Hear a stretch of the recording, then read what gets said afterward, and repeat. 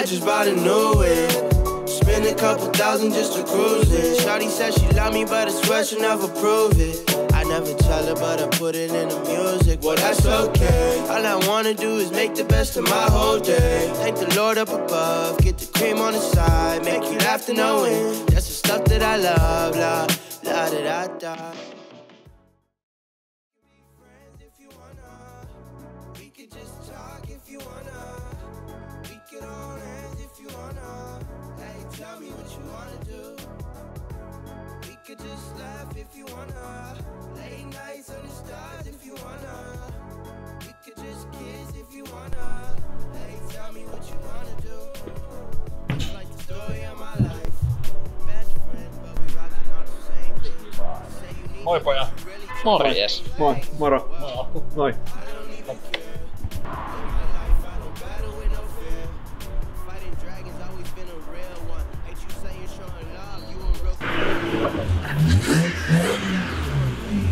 No joo. Melkein. Hei! Siis Pumppukärry!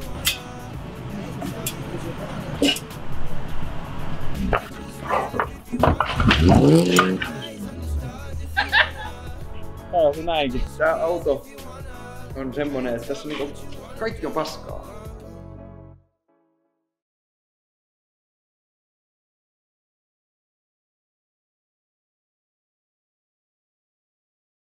Tässä on yksi niinku tämmönen innoittaja tuolla mun autolla. Tää on enemmän tämmönen eventti, sutimisauto, eli tää maalataan joka vuosi uudestaan. Et se on niinku joka vuosi aina eri värinen. Tää on vähän tuoreempi lehti, eli tää on vuodelta 2010. Mutta tässä on niinku meininki aika kohillaan, että se on aika länäs ja tässä on niinku, tästä mä apinoin nyt aika ton istuvuuden ja sitten rengas ja vannekko on ihan täysin. Et mä hankin kasan lehtiä ja sitten mä rupesin tutkimaan, että mitkä on hyvät renkaat, mitkä on hyvät vanteet, että saa sen niinku... Vannekin näyttää suht tutulta. Joo, vanne on aika lailla niinku se just se ja sama. Sä voisit sanoa nopeasti, kuka meillä on tässä vieraana tällä kertaa ja mitä sä oot tuonut meille? Joo, eli moro, mä oon Alexander. Mä toin näytillä tämmösen 85-vuosimallin Toyota Celica Supran tänne CDAC Headquartersiin. Tämähän on niinku nyt Kaido-tyylinen. Joo, tää on niinku Kaido Racer on hyvä nimike, että se on highway racer eli niinku moottoritiekilpuri. Siitä tulee Kaido. Joo, Kaido on moottoritie. Sanoo pelkkä Kaido.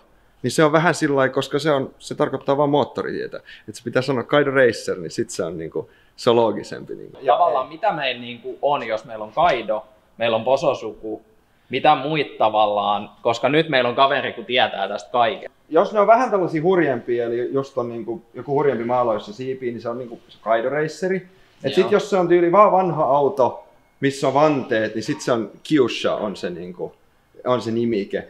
Et itse asiassa tämä Bososoku on niinku täysin länsimaalaisten niinku keksimä tällainen, mikä tämä on umbrella term tälle koko hommalle, joka onkin aika väärin oikeastaan. Et itse asiassa siellä Japanissa ne nyt ei tätä meininkiä kutsu sille. Tämän takia mä just tätä kysyin, että nyt tulee niinku asiat varmasti oikealta tavalla. Jos joku haluaa oppia japanilaisista autoista kaiken ja rakentelutyyleistä, niin Alkku on se kundi, ketä tietää.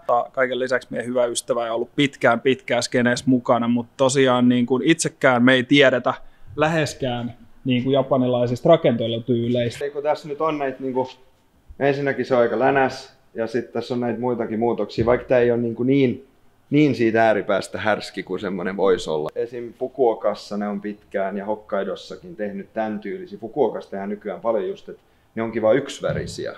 Että niissä ei ole mitään semmoista väriräiskettä niin kuin useissa. Et ne on yksivärisiä ja sitten ne on tosi länässä ja niissä on leveät vanteet ja se fitmentti on niin kuin uskomattoman tiukka.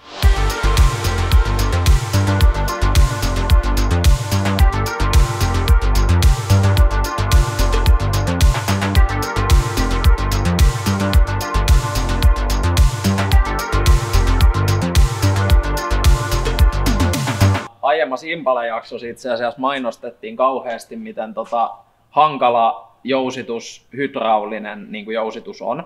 Kuinka helppo tämän tason statiikkipeli sit puolestaan, että ehkä me niin kuin hiukan ammuttiin omaan nilkkaan, että ei se niin kuin vaan silleen tapahdu perus YouTube-napsautuksella. Aika paljon sä oot joutunut tekemään ihan pelkästään fitmentin ja mataluuden takia juttui, niin mitä kaikkea se on vaatinut? No siis tämähän on perusvanteet ja alusta-auto. Niin. Hankin tämän 2018 ja tyylin 3. päivänä kun mulla oli tää, niin mulla oli jo takavanteet ja mä sovitin niitä tohon noin. Otin jouset siitä pois ja katsoin nyt, että kuinka alas se menee. Ja sitten mä melkein suutuin, kun ei se mennytkään tarpeeksi alas. Eli tämän ikäluokan Toyota onkin yllättävän vaikea madaltaa, koska siinä on runkopalkit tosi alhaalla, siinä on apurunko, siinä on öljypohja on tosi alhaalla ja etutolpat on tosi pitkät. Yhden kesän mä ajoin sillä lailla, että mä en tehnyt mitään, niin se oli kamalan näköinen, se oli aivan liian korkea. Sitten mä nostin apurunkoa seuraavaksi kesäksi, se oli ihan semi. Sitten mä menin niin kuin all in, eli nyt siinä on edespäin, siinä on reaktiotangot, semmoiset kun menee tukivarsista eteenpäin. Niiden kiinnikkeet on nostettu, eli täällä ihan edessä. Apurunko on nostettu lisää, joku 40 milliä. Moottori on nostettu suhteessa apurunkoon. Mä vaihdoin toisen moottorin siihen, joka on pienempi korkeudelta, että se mahtuu olemaan tuolla konepeli alla, koska orkkismoottori ei mahdu sinne. Runkopalkkeja on niinku silvottu edestä ja takaa, eli niistä on otettu siivu pois ja korvattu lattaraudalla niin, että niitä pystyy sitten kuluttamaan ihan tosta vaan. Mä olin vähän laiska ja mä otin tämän vaan ajoon keväällä, kun mä sain sen niinku OK kuntoon. Ja sitten mä unohdin laittaa takajouset siihen. Eli mä ajan koko kesän sillä, että se makas pohjaliinti kuin meillä. Se oli ihan OK, mutta se olisi kun ajaisi 100 traktorilla. Että kyllä se niinku, jos se oli huono tie, niin se lähti pomppimaan ihan kunnolla sit siinä. Tuossa on penkki vielä vähän liian korkealla, niin mä en ole kauhean kaukana siitä katosta. Muutenkin se on aika matala auto, niin mä kolisin sieltä olleen. Nyt oli eka koeajo, mä laitoin siihen takajouset paikalleen. Ja samalla mä asensin Kanadas yksi Rude Boy Custom tekee Bolton-osia tällaisiin. Eli tekee semmoista palikkaa, millä saa perämurikkaa vähän ylöspäin. Aiheutti vaikka jos minkälaisia asioita. Eli mun piti sorvaa spacerei vähän kapeammiksi, koska kamberkulma muuttuu pikkasen, kun perä nousee pikkasen. Niin siinä saikin veivata hetken aikaa. Ja sitten mä samalla sen sinne takajouset, jotka siis tuli BC:n semmoisille kapeille tolpille, että mä tarvin tosi kapeat jouset, koska mikään muu ei mahu tonne, ne tulee niinku iskarin paikalle coiloverit nyt. Niin mä sain siihenkin sorvailla ja sählätä aika lailla, että mä sain ne nyt sinne istumaan. Nyt siellä on takajouset. Ja tosiaan eli perämurikka on myös nostettu. Eli ainoa mitä ei ole vielä nostettu on, tässä on samanlainen taka-akseli kuin vaikka E30 Bemarissa, että siinä on ne kynkät ja semmoinen poikkipalkki. Se poikkipalkki on koko tämän auton matalin osa, joka on aika veikeä, kun ajaa jossain, missä on vähän uria, niin autosta paukkuukin niin kuin takaa se palkki kiinni maahan. Ei edestä niin kuin yleensä, vaan takaa. Ei varmaan pelota ihan niin paljon. Ei se pelota, se on lähinnä hauskaa. Ja kun sitä kehtaa, niin kuin, no se on aika karun näköinen jo nyt, mutta mun pitää hitsata siihen jotain latikkaa, niin sitten sitä kehtaa niin kuin kulutella menemään ihan kunnolla. Eli siis kaikki puolin niin tommonen helppo vanteet alusta-projekti. Joku takuinkin joo. Ei paljon muutoksia. Ei paljon muutoksia, ei mitään säätämistä. Se oli kerralla aika hyvä.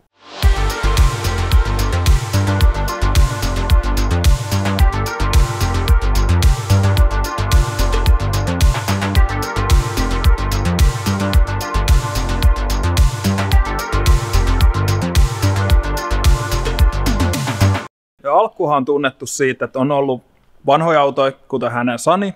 Granada on löytynyt joukkoon. Nehän kaikki on ollut aika lailla matalia ne autot. Me voitaisiin ehkä hypätä vähän seuraavaan topikkiin. Jos niinku jotain on selvinnyt jo sun aiemmista projekteista, mitä Anttikin äsken mainitsi, niin on se, että ne on kaikki ollut aina matalia, niin kuin tämä kyseinenkin yksilö.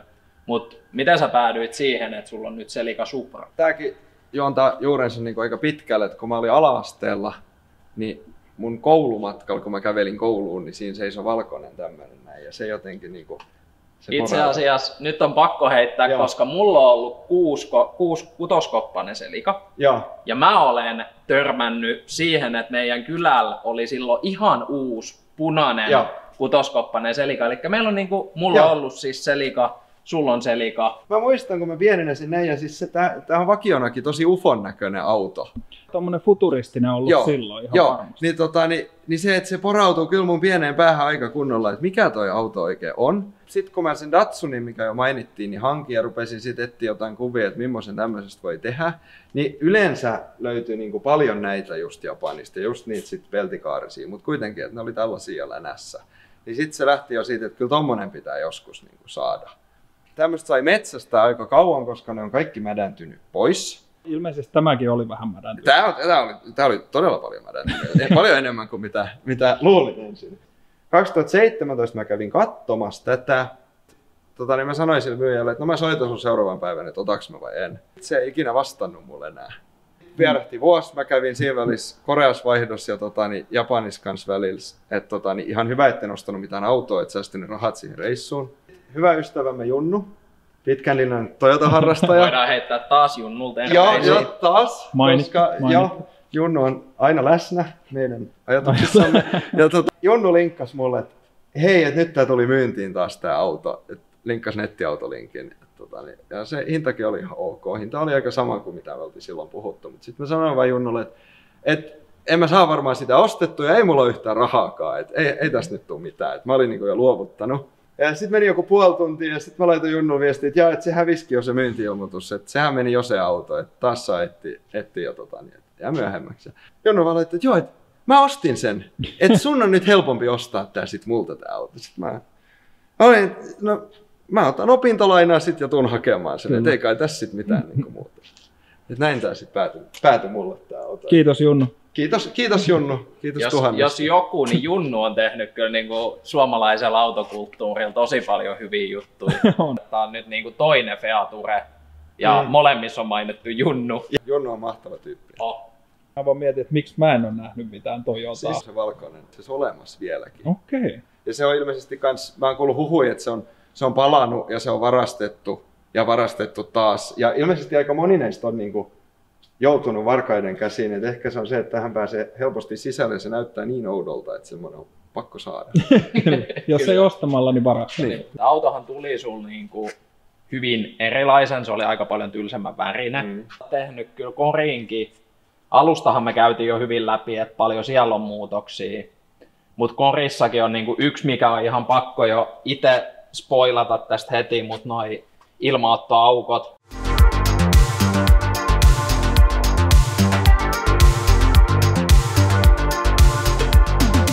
Nehän on niinku, niitä on tosi paljon mietitty, mitä sä oot kertonut. Me on johistu näistä hyvä tovi. Mutta kuitenkin silleen, että se näyttää siltä, että se olisi voinut olla jopa tehtaalta. Mitä kaikkea muuta sä oot joutunut vähän koppaa? Mätähommia.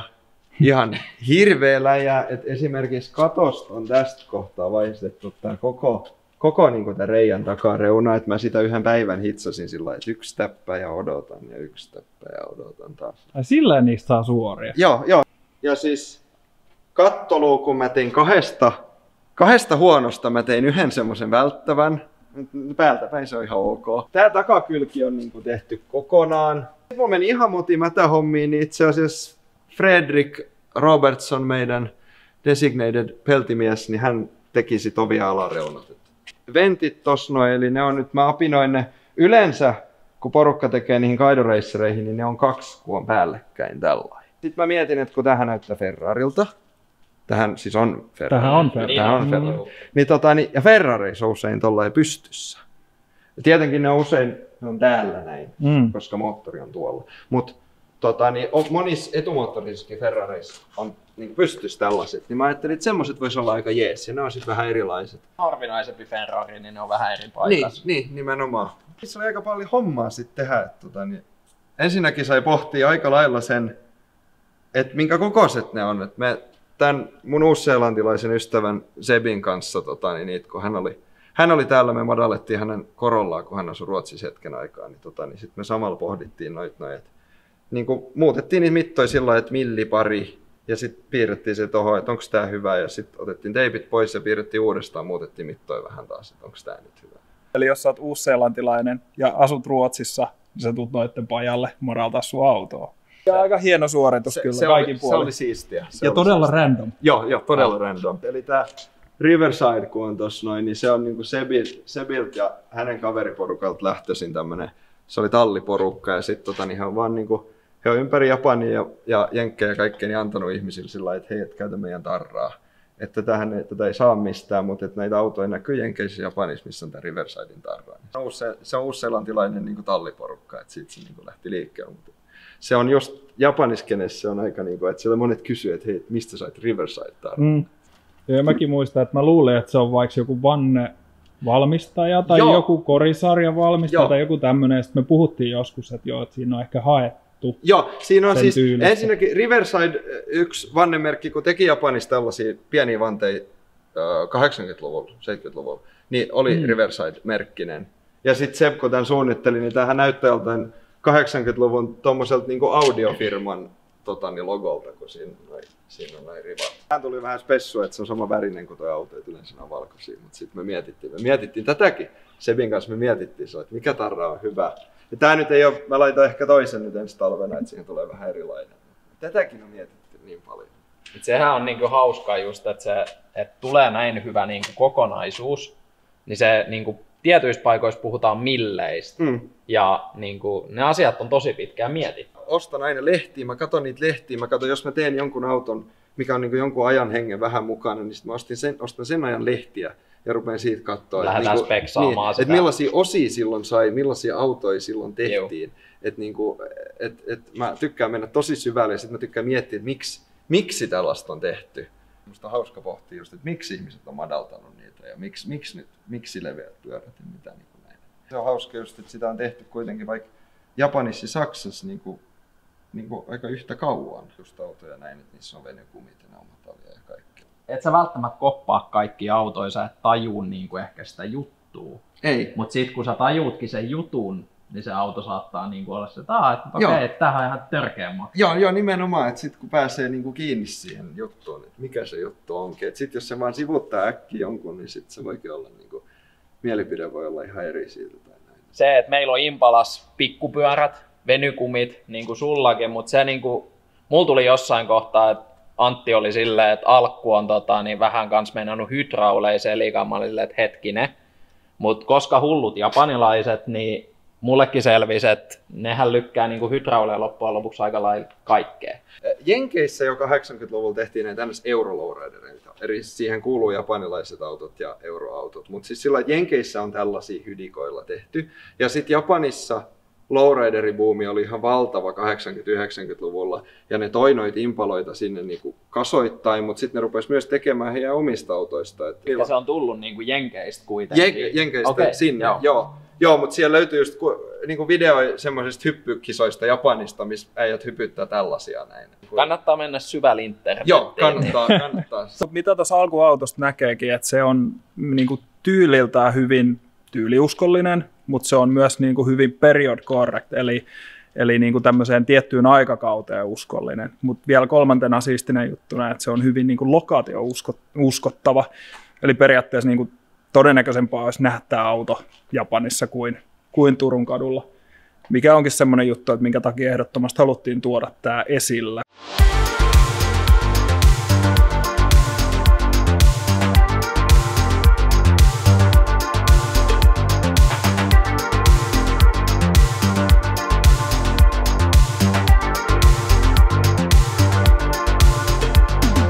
Uskokaa tai älkää, mutta nämä on siis vakiokaaret, mitkä tässä on, että tämä ei ole mikään niinku ostettu widebody, vaan se on tullut tehtaalta näillä kaarilla, mutta mä muokkasin niitä vähän. Eli mä otin tästä kylkilistat pois, niin niissä kaarissa oli semmoiset kolot, niin mä silottelin ne niistä pois. Takakaaret on vakiona, ne on tosi kapeat. Ne on 3 senttiä kapeammat kuin nuo etukaaret ja se häiritsi mua tosi paljon, koska sit kun sitä rupeaa katsomaan, niin ei se nyt hyvältä näytä, että se on edes tosi leveä. Niin nythän nämä on tosi niinku keskenään. Jep, koska nämä on etukaaret, mitkä mä laitoin taakse. Okei. Eli mä ostin toiset etukaaret, ne oli vähän huonot, mä vähän korjasin niitä. Sitten mä vähän muokkasin niitä aika lailla ja sain ne istumaan aika hyvin tohon noin. Ja samalla mä nostin niitä. Et ne on 3 senttiä ensinnäkin leveämmät kuin ne vakiokaaret. Mutta sitten ne on myös 3 senttiä ylempänä kuin ne vakiokaaret. Jos katsoo vakio tämmöistä, niin se takakaari on tosi alhaalla vakiona. Niin nyt tää on enemmän level, eli wheelcapit on aika samat ja helma on aika niinku suorassa. Tähän mä jouduin siis sisälokaria teurastamaan oikein kunnolla, että tuolla mahtuu pyörä olemaan edes jotenkuten. Tässä on vähän sama mitä Pemareissa useasti ongelmana, että perä on korkeampi kuin keula, niin nyt saat sen välttää. Joo, mä hävitin sen BTCF-nojan kyllä. No niin, joo. Klassiset SSRn MK2, koska tää on niinku MK2 Supra, niin sopii hyvin, että vanteet on MK2 myös. Edes 14 kertaa 9,5 miinus 13 ja 5 millin spaceri ja takaan 14 kertaa 11 miinus 25 ja 33 millin spaceri vielä kaiken lisäksi. Tähän. Tarkka. Mä oon siis sorvannut niitä spacereja sillä että milli kapeammaksi sit koitetaan. Ja siis tää milli niinku... No tämmönen skeneuskottava tarra menee vielä niinku just... Se riittää, millikin se riittää. Joo. Renkaat tässä on aikamoisen korkeat, eli 175-60 14 edes ja 195-60 takaa, niin tässä on tämmönen jousitus on aika löysä ja sitten vielä kun renkaat on löysät, niin tää on oikeasti aika mukavaa ajaa. Ei ole enää niin ei ole niin nyt se on jopa mukava. Joo. Ja vielä yksi juttu näistä, eli nämä takavanteet, nämä on alkuperäisillä spekseillä. Eli nämä on, joku on ostanut nämä kaupasta tämän kokoisina. Vuonna 1991 oli vissiin timestampi näissä näin. Näitä on aika vaikea nykyään löytää niin kuin oikein levyisinä. Niin etuvanteet tuli sitten uudelleen lipattuna Pine Engineeringiltä Uudesta-Seelannista. Eli niissä on vaihdettu lipat. Eli vaan etuvanteet. Mäkin itse asiassa luulin, että ne on molemmat käynyt nyt. Ei. Ja sekin tässä on hauskaa just, että kuinka hyvät lipat, noi uustuotantolipat on, että niissä on sama muoto kuin tässä orkkislipassa. Eli sitä ei nyt ihan heti huomaa. Mä itse asiassa maalasin keskiöt itse. Mä maalasin tän, koska tässä on perämaalattuna mustaksi ja siinä on aika paljon glitteriä, koska Niilo tykkää glitteristä. Sä et tykkää. Kyllä mäkin tykkään. Nämä oli kultaiset ennen ja sitten se Aidan Pine Engineeringilta kysyi, kun mä tilasin, nämä oli silloin jo maalattu, mä tilasin ne etuvanteet, että, niin, että mä laitoin, että gold with flake ja sitten sit hän kysyi, että how much flake ja sitten mä laitoinko mä, että almost only flake. Niin. Koska nämä takaiset oli maalattu sillä, että se oli vaan lakkaa ja fleikkiä niin kokonaan. Ja nyt mä maalasin nämäkin, siis mä maalasin nämä sprayilla. Vedin mustaa, sitten mä vedin lakkaa, ne oli tällainen makas pöydällä ja sitten mä vaan ripottelin sitä hilettä niiden päälle. Ja sitten mä vedin lakkaa lisää ja ripottelin lisää lakkaa. Ja niin kuin mä mainitsin siis Niilo, joka maalaa kaikki autot, niin Niilo on maalannut myös tämän. Tämä oli ennen semmoinen mitään sanomattoman harmaa, se oli tosi niin kuin se hävisi massaan aika hyvin.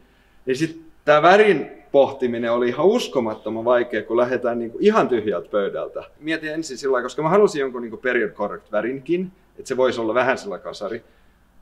Mutta kaikki ne värit, minä tätä autoa on saanut, ne on tosi tylsiä. Mikä olisi hyvä, ja sitten mä pohdin, niinku, mulla menisi mennä päärikki siihen. Niin.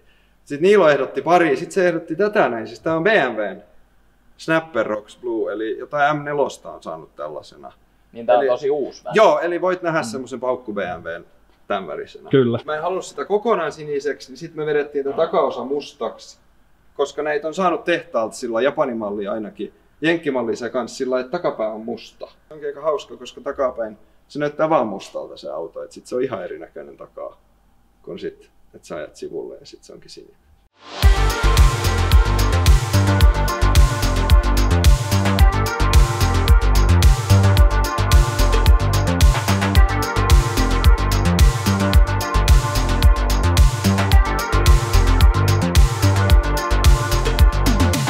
Tää nyt ei ehkä ole ihan, etenkään kun läheltä katsoo, niin musta.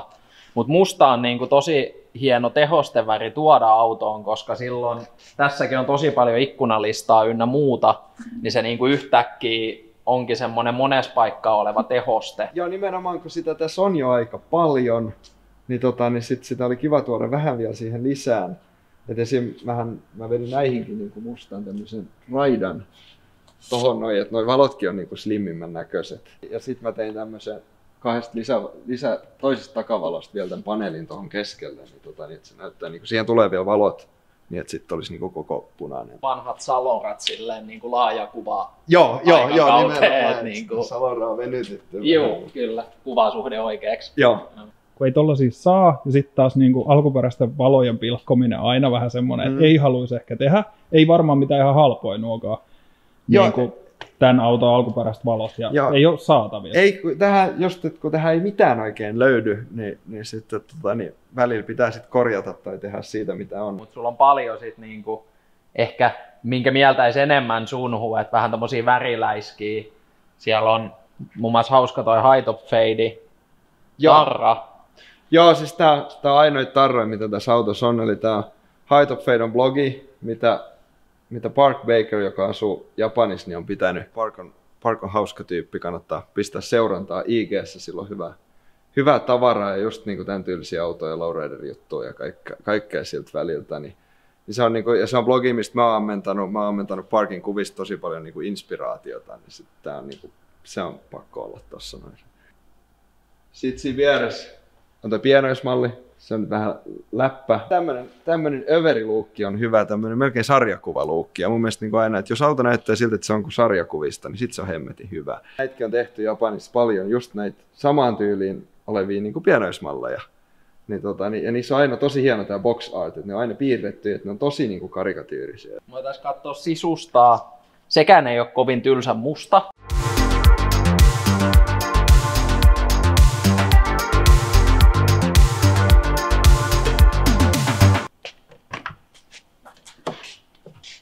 Eli täälläkin on niinku kaikkea ajan hengen mukaista tilpehööriä. Mä itse tykkään tosi paljon hifistellä auton sisustaa. Mä tykkään, että se on siisti ja mä tykkään, että siinä on paljon jänniä juttuja. Niin täällä on kaikkea. Aika karmeissa kunnossa, että mä sain haalia näitä niinku alkuperäisosia aika paljon joka paikasta. Sanoit näistä penkeistä, että niissäkin oli hauska tarina, että niitä ei niinku tavallaan ole vaan ostettu, vaan ne on aikamoisen sattuman löytynyt. No 80-luvun rekarot, koska 80-luvun rekarot on parhaimmat penkit, mitä saa. Ja nehän näyttää Lego-palikoilta, niin mä tykkään siitä. Mä tykkään kulmikkaista muodoista, jos sitten on huomannut. Toni taisi linkata mulla ton Apparin penkin, että hei, että tossa on tommonen myynnissä. Ja mä sit soitin siitä suurin piirtein heti. Ei mulla ollut edes ajatusta laittaa tähän näitä penkkejä. Samana viikkona mä löysin tämän toisen. Että sillä lailla, että yhtäkkiä mulla olikin pari sinisiä penkkejä, niin sit mä ajattelin, että no, ja siinä vaiheessa oli aika lähellä se, että tästä tulee sininen tästä autosta. Sitten mä ajattelin, että no näähän tulee tähän nämä penkit, että se meni niinku... No, se oli aika todella hyvä sattuma. Niin joo, tässä sisustassa on vähän sporttisempi fiilis kuin mitä noissa Kaido Racereissa yleensä. Et yleensä Kaido Racereissa, niissä on aika lähellä samanlainen kuin monissa lowriderissa, eli plyyssiä paljon. Kaikki on plyyssillä päällystetty, niin tää on nyt vähän eri. Ja yleensä niissä on kuppipenkit. Tässä on ehkä enemmän semmonen Saksa König Specials viba tässä näin, että niinku Saksan tuuninki meininki 80-luvulta, koska niissä autoissa oli aina rekaro. Sisusta on niinku ehkä semmonen pienoinen tavallaan syrjähyppy siitä niinku... Se on pienoinen, joo, mutta ei silti, koska kun noit lehtiä vaikka tutkii just Japanista, niin monet käytti rekaroja jo 80-luvulla näissä näin. Et oli vaikka kuskilla oli vaan rekaro. Okay. Ja näin, mutta se on niinku pieni syrjähyppy siitä normista. Et normi on semmoinen TRDn pieni kuppipenkki ja plyssiä. Joo, sitten me käytiin läpi nämä penkit, niin ei se jää siihen. Eli tässä on tää ratti. Tää on hauska. Tää on Benettoni sponssasi Formulaa 80-luvulla, niin ne teki Momon kanssa yhteistyössä tämmöisiä hauska värikkäitä ratteja. Saksassa tehtiin, oliko se 90 semmoinen elokuva kuin Manta Manta, missä siis suurin piirtein porukka ajaa vaan Opel Mantoilla, niin siinä päähenkilö Mantas on tämmöinen ratti. Sitten mä ajattelin, että mun on pakko saada toi ja mun on pakko saada se johonkin kasariautoon joskus vielä. Niin kuin itse törmännyt useammin, niin ehkä Harlekiin golfeissa. Onko se tää yleensä mitä käytetään, tämä kyseinen, tai onko tästä? Siis yleensä ne käyttää näitä, mutta sillä ei ole niinku mitään sillä yhteyttä Harlekiin golfiin, että se nyt on vaan tämmöinen onnellinen sattuma. Tämähän voisi olla niinku, tämä voisi olla pienempi. Että vähän ottaa kädet yhteen. Joo, just semmoinen. Joo. Koska mä tykkään kaikesta vanhasta, niin hifitkin on vanhoja. Eli tää radio, niin sen on mun isä ostanut 90-luvun alussa uutena, ja se on ihmeen kaupalla säilynyt. Se toimii vielä ja siinä on auksi, eli se on aivan täydellinen tähän näin. Samoin myös nuo etukajarit on mun isän vanhat. Ja sitten tässä on muuta tämmöistä tilpehööriä, valot vilkkuu sit kun musat soi. Ja sitten tuossa hattuhyllyllä on noi perinteiset Pioneerin tommoset kuuppakajarit. Ei mitkään kovin hifit, mutta kyllä ne ihan ok soi. Ja sitten keskellä toi niinku NS-varoituskolmio, eli toi backlight, tommonen liila vilkkuvalo sit, jolla voi aiheuttaa hyvin suurta hämmennystä, kun sen pistää päälle. Kyllä. Et jos on missään tahansa muualla kuin Jämin lentokentällä ja se on päällä, niin varmaan hämmennystä tulee. Hämmennystä ja penaltia.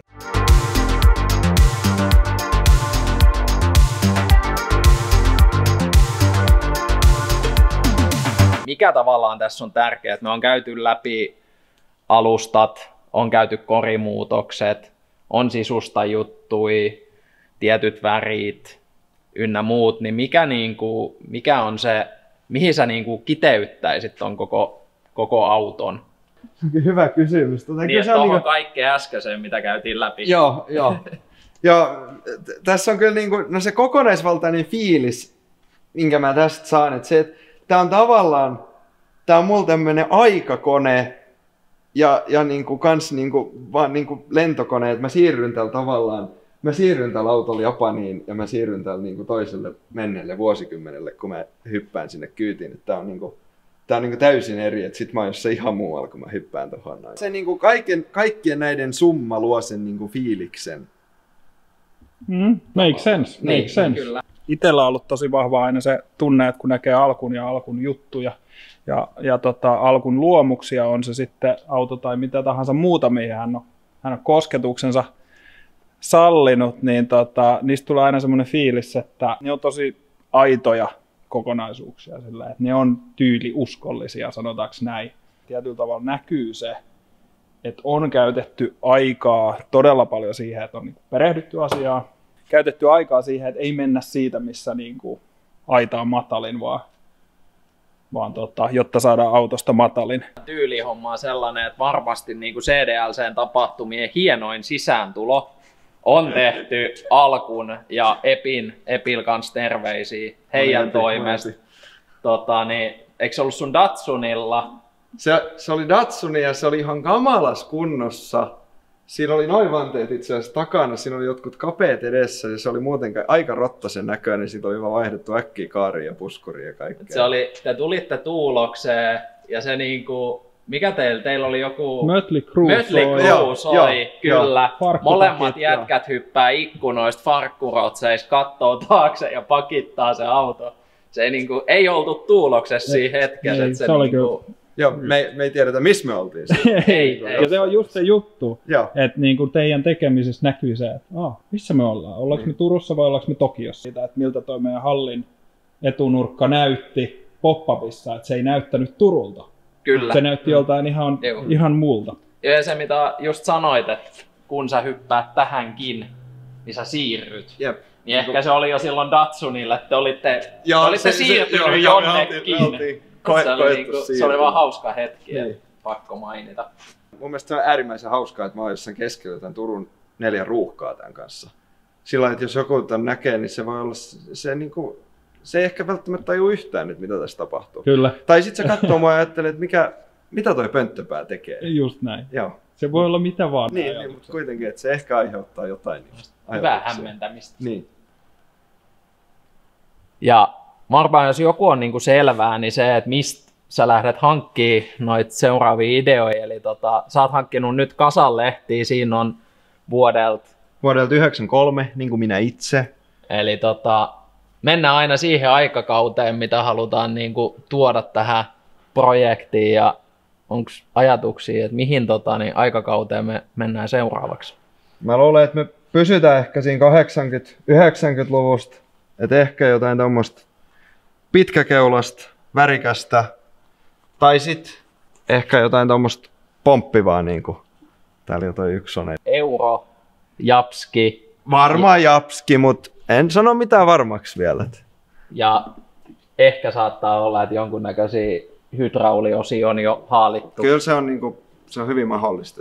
Niin toi on hyllyt on täynnä jo kaikkea. Kyllä. Anttikin laittaa Cortez kekoon ja on osa näistä ollut mukana hankkimassa.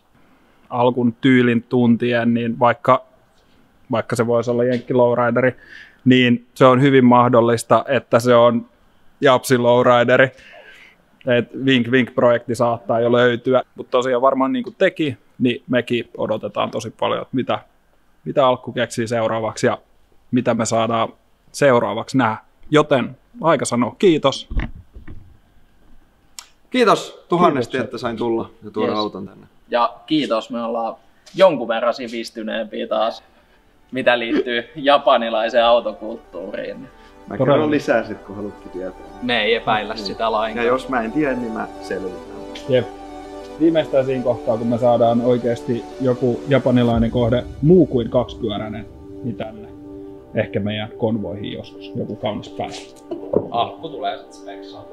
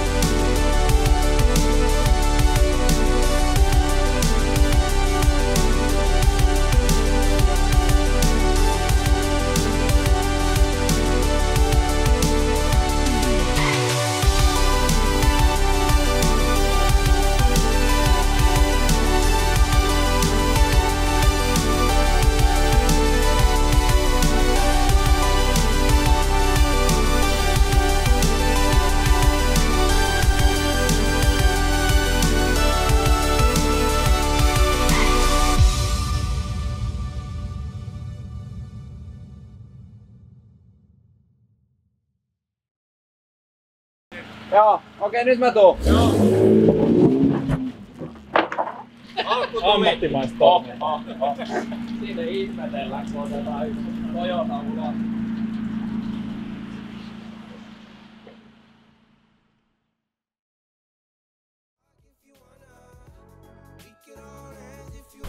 Päästään Ankku kotiin, tai itse asiassa muuttohommiin. Toivottavasti muutto niinku vaan lyheni tän osalta. Mä luulen, ettei pidentynyt. Mä luulen, että just niin käy. Nähdään. Hyvä. Nähdään.